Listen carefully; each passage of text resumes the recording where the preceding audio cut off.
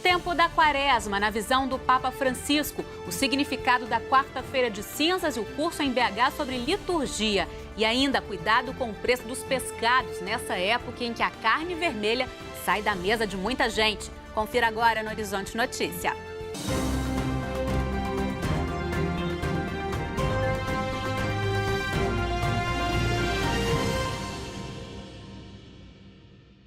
A gente abre esta edição com a segunda reportagem da série sobre a Jornada Mundial da Juventude. Vanessa Anício conversou com jovens da Arquidiocese de Belo Horizonte e conta sobre como foram os desafios para arrecadar fundos para a viagem e a experiência deles na JMJ no Panamá.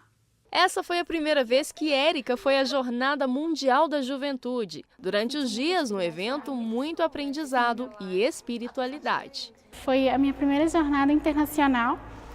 Então isso já foi uma experiência enorme, porque eu cheguei lá sem saber falar direito. Então as famílias que me acolheram, né?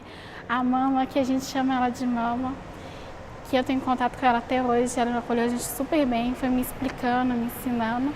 Igor foi pela primeira vez também. Para chegar ao Panamá, país onde a jornada foi realizada este ano, os jovens colocaram a mão na massa desde 2017. Nós temos muitos eventos para conseguir pagar o nosso...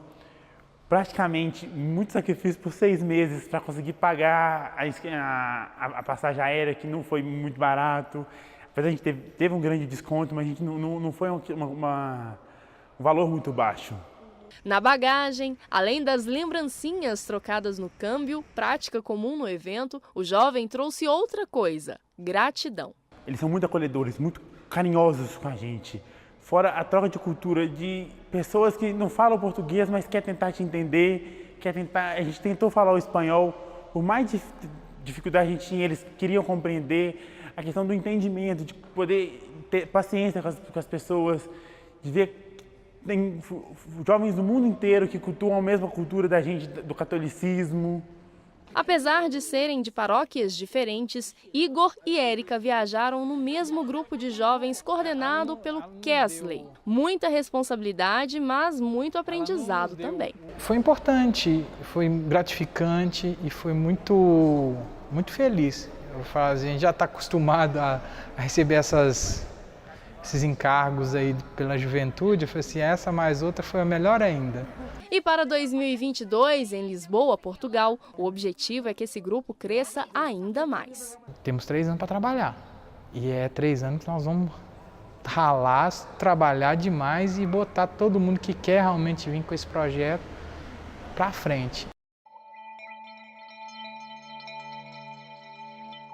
O tema da criação inspirou a mensagem do Papa Francisco para a Quaresma de 2019. O texto, chamado de A Criação Encontra-se em Expectativa Ansiosa, aguardando a revelação dos filhos de Deus, foi extraído das cartas de São Paulo aos Romanos. O pontífice oferece algumas propostas de reflexão para acompanharem o caminho de conversão nesta Quaresma.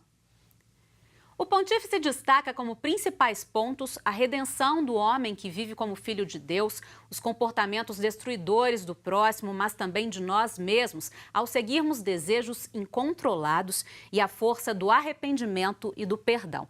A Quaresma chama os cristãos a encarnarem de forma mais intensa e concreta o mistério pascal na vida pessoal, familiar e social, com o jejum, a oração e a esmola. Para entender melhor sobre o tempo da Quaresma, nós conversamos com o padre Danilo César, integrante do Secretariado Arquidiocesano de Liturgia de Belo Horizonte. O período de 40 dias que antecede a Páscoa é chamado de Quaresma. Muitas pessoas ainda não sabem o significado desse período. O padre Danilo César, professor de liturgia da PUC e pároco da Paróquia de Santana, vai nos dar algumas orientações. Padre Danilo, como a gente pode definir a Quaresma? Então, a Quaresma é esse tempo que precede a grande festa da Páscoa. Os 40 dias remetem à caminhada do povo no deserto, que caminhou durante 40 anos, e também aos 40 dias de Jesus no deserto, né, logo depois do seu batismo e antes de iniciar a sua missão. Esse tempo é um tempo de preparação para essa grande festa da Páscoa, onde nós comemoramos a morte e a ressurreição de Jesus. É um tempo da gente rever a nossa caminhada enquanto seguidores de Jesus. Se estamos sendo fiéis ao Evangelho, se não, se a nossa vida cristã está resplandecendo a vida de Cristo para a humanidade. Então é um tempo de profunda revisão da vida cristã, de profunda espiritualidade, de reencontro com essa fonte dessa vida e dessa vocação que Deus nos concedeu. E nesse período de preparação, muitas pessoas fazem penitências. Por que se fazer penitência? Qual é a orientação sobre as penitências? Então, a penitência é uma das formas para a gente recuperar, digamos assim, essa fisionomia da vida cristã, né? Essa face da vida cristã, reconhecendo aquilo que não foi tão bom, né? E, sobretudo, reconhecendo o amor e a bondade e a misericórdia de Deus.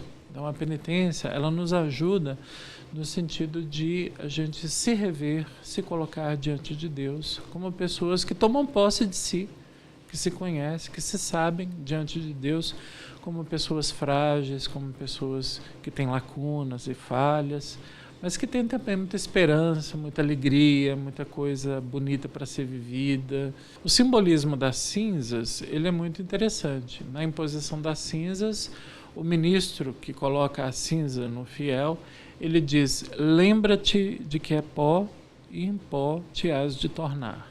Ou então, converta-te e creia no Evangelho. Recordar a nossa condição de cinzas, no fundo, é recordar a nossa condição adâmica. Nós somos de barro, nós somos frágeis, nós somos pequenos, né?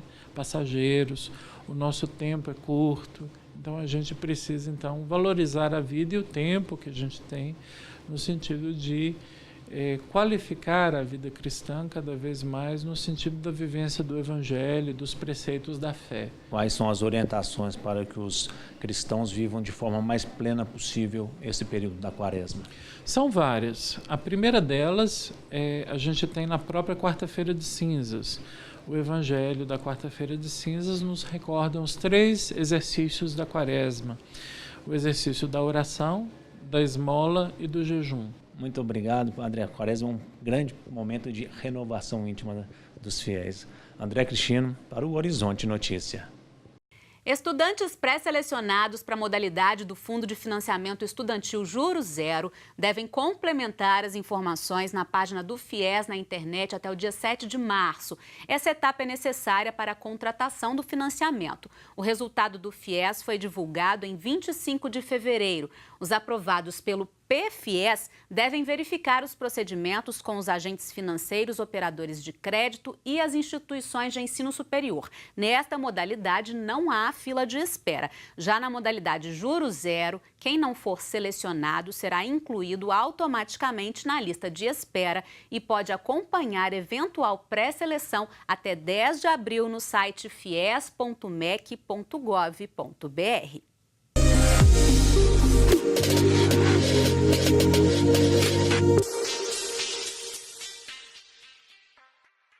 Para muita gente, a Quaresma é tempo de se abster de carne vermelha. Aí o preço dos pescados costuma subir. Veja na pesquisa do site Mercado Mineiro o comentário do economista Feliciano Abreu. Essa semana nós fizemos um levantamento do preço dos pescados, tanto o bacalhau como os peixes e camarões. O objetivo da pesquisa é acompanhar durante o período da Quaresma todas as variações de preço entre as peixarias e supermercados e, ao mesmo tempo, também ver o quanto aumentou em relação ao ano passado.